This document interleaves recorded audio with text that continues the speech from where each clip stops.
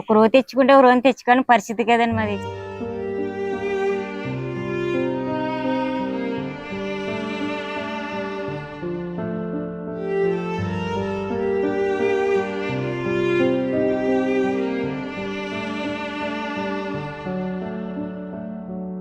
నిరుపేద కుటుంబాలను బంగారు కుటుంబాలుగా మార్చే P4 కార్యక్రమం ఈ కుటుంబానికి ఒక కొత్త జీవితాన్నిచ్చింది.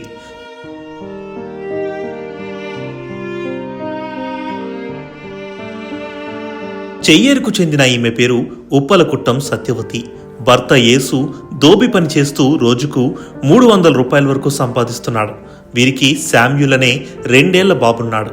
కూలేందుకు సిద్ధంగా ఉన్న ఇంటిని కట్టించేందుకు మంచి ఆదాయ మార్గం చూసుకొని తమ పిల్లాడికి మంచి భవిష్యత్తునివ్వాలని కష్టపడుతున్న ఈ భార్యాభర్తలకు P4 ద్వారా సీఎం చంద్రబాబు గారు చేసిన మేలును వారి మాటల్లోనే వినండి. నా పేరు పులగొద్దం సత్య సార్. మా ఆయన పేరు యేసు, మా అత్తగారి పేరు మంగ, మా బాబు పేరు షామిల్. 4 ఉంటాం సార్. మా ఆయన అయితే అమలాపురం అని ఒక చెట్టు కింద ఐరన్ చేస్తారు సార్.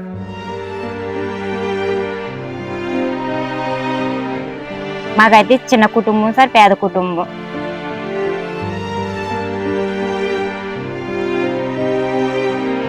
హౌసింగ్ వచ్చి ఇల్లు కూలిపోయేలాగా ఉంది సార్. అదైనా ఎప్పుడో ఈయన చిన్నప్పుడు కట్టారండి.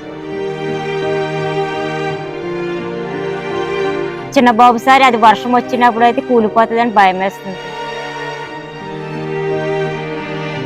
పిలిచి మీకేం సమస్యలు అని అడిగారు. మాకు ఇల్లు లేదా, ఇల్లు కూలిపోయేలాగా ఉందని అడిగారు. కట్టిస్తాను. మార్గదర్శి తనేదో ఈ రజిక వృత్తి చేసుకుంటున్నాడు. వాళ్ళకి ఒక చిన్న 2 years ఓల్డ్ ఒక బాబు ఉన్నాడండి. ఆ పిల్లలకి life long till the completion of their education నేనే బాధ్యత తీసుకుంటాను సార్. ఈ అమ్మాయి కిరాణా షాప్ పెట్టుకుంటానంటుంది.